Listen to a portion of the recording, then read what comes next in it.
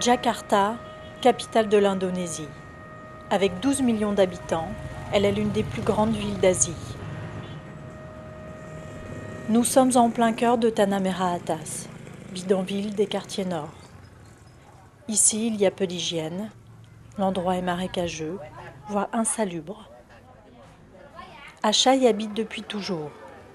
Elle a 35 ans et est maman de 4 enfants. Aujourd'hui, une mission un peu spéciale l'attend. Elle reprend sa fonction de cadeur bénévole. Mau ke Posyandu mau nimbang, sekalian kegiatan di sana mencatat yang sudah ditimbang masukin ke KMS. Acha est cadeur depuis bientôt 1 an. Son rôle, aider les habitants en leur apportant premiers soins de santé, conseils d'hygiène et de nutrition. Bu, vitamin A masih bisa nih. Vitamin A, ya. Sekarang ya. Vitamine A et vaccins sont gratuits. Tous les habitants du quartier peuvent venir. C'est le docteur Budi qui supervise la séance. The babies and the mothers come and they will register the name and they will get the KMS. This kind of card with vaccination card and the weight and the months of the babies.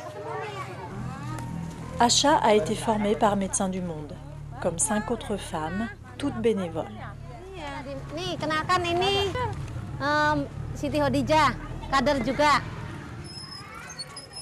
Au total, c'est donc 6 cadeurs qui aident la communauté.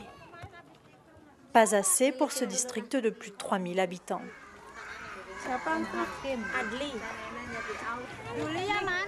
Mais trouver des volontaires est difficile.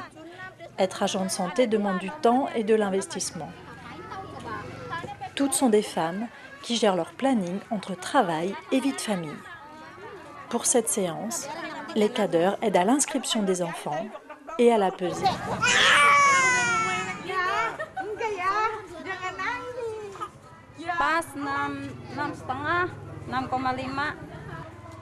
Ici, seules les associations interviennent. Le bidonville est considéré comme une zone de non-droit. Les vaccins sont fournis gratuitement par une organisation locale. Et c'est une équipe de Médecins du Monde qui prend le relais pour l'injection. We do this Posyandu because the government doesn't give any Posyandu service to this kind of communities in Jakarta. They are considering this an illegal area, illegal residence. La majorité des résidents sont sans papier. Ils n'ont donc pas accès à la carte Gakin qui permet aux plus pauvres d'être soignés gratuitement.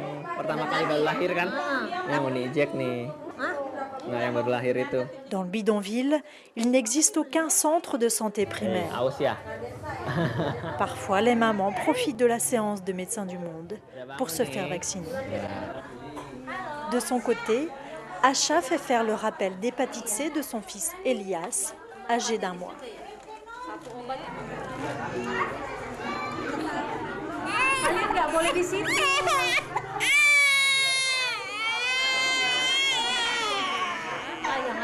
Trois heures plus tard, bilan plutôt positif.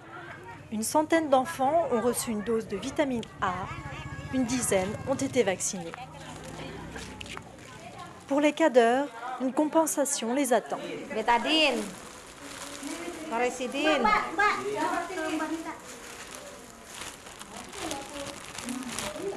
Mensaplas, Kasa, sama Oralit, sama ini apa sih? Lester. Grâce à son kit de soins, Acha va pouvoir soulager maux et petits bobos des voisins. En attendant, elle retrouve son travail quotidien. 4:30 paling telat jam 5. Salat subuh. Belanja pagi 5:30. 6 paling siang jam 6 lah. Sini aja lah biar didorong. Tetap sih tiap ya tidur paling ya istirahat siang. Kalau dia tidur ikut tidur biasanya. Sempatnya jadi kader gitu. pengen ini aja lah, tambah wawasan, bawa ilmu lah buat diri sendiri sama buat masyarakat, bukan buat diri sendiri aja gitu, buat masyarakat juga.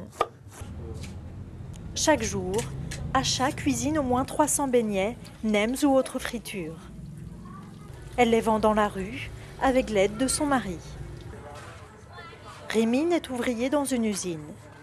Après sa journée de travail, il contribue aux tâches ménagères. L'une d'elles, chercher de l'eau potable vendue par des sociétés privées. Car ici, pas d'eau courante et celle du puits est insalubre. Il est 18 h. Rémine installe le Kaki Lima, petit restaurant ambulant typiquement indonésien.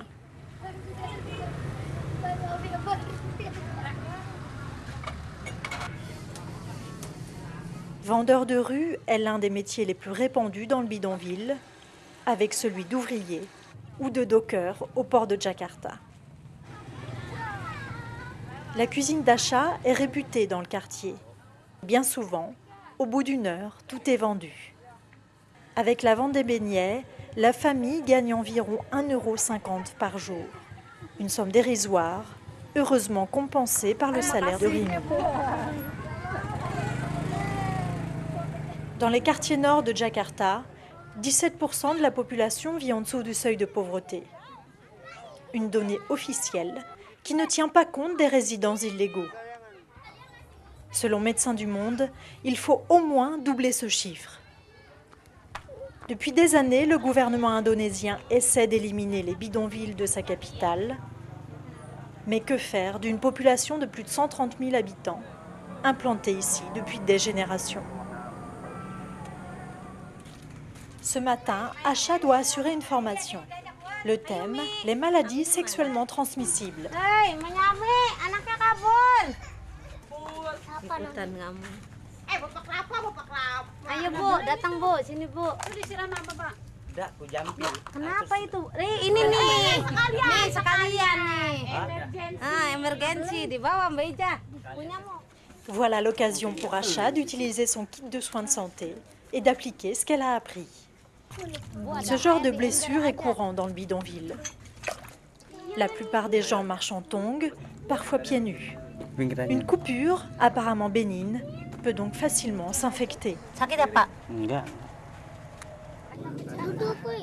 Tuh dulu yang kena luka, kena gunting di sini di perut. Tapi saya coba harus dibersihin pakai betadine, bawa ke Koja. Se soigner n'est pas une priorité pour la majorité des habitants. Les cadres ont donc un rôle de communication essentiel pour la communauté. Retour à la formation. Elle se déroule chez une voisine. Toutes les femmes du quartier y sont conviées. Bientôt, elles sont une vingtaine, venues écouter les conseils d'Asha. HIV itu virus penyebab AIDS ya Bu ya. HIV, kalau AIDS itu penyakit. Tanda-tandanya tanpa membedakan jenis kelamin, usia, agama, ras tuh nggak kelihatan ya Bu ya penderita HIV. Bagaimana HIV menular melalui darah nih? Ya gambarnya ya, penggunaan jarum suntik bergantian tidak steril. Yang narkoba. Pendant la séance, toutes les idées reçues sont passées au crible. Jangan sampai digigit, sampai berdarah. Mama siapa sih? Airnya dari dia ke kita. Gak apa-apa. Un seul cas de sida a été recensé à Tanah Merah Atas. Mais la maladie est très peu connue. La plupart des habitants ne savent pas comment elle se transmet. Dengan orang yang tertular HIV bisa secara hubungan kayak suami istri bisa. Tapi kita kan nggak tahu gitu. Terus oral. Mungkin udah ngerti kan, ibu-ibu ngerti nggak oral? La réunion est aussi l'occasion de parler librement de sexe. Aucun tabou chez ces femmes, pourtant toutes musulmanes. Ini mah cara pemakaiannya, cara ininya juga apa? Kan ada tambahin minyak kan, biar licin katanya. Iya, oli itu nggak boleh. Ya, malah jadinya infeksi. Sosis lagi. Kasih tahu. Nih punya bapaknya. Un moment de détente et une façon d'oublier les difficultés du quotidien.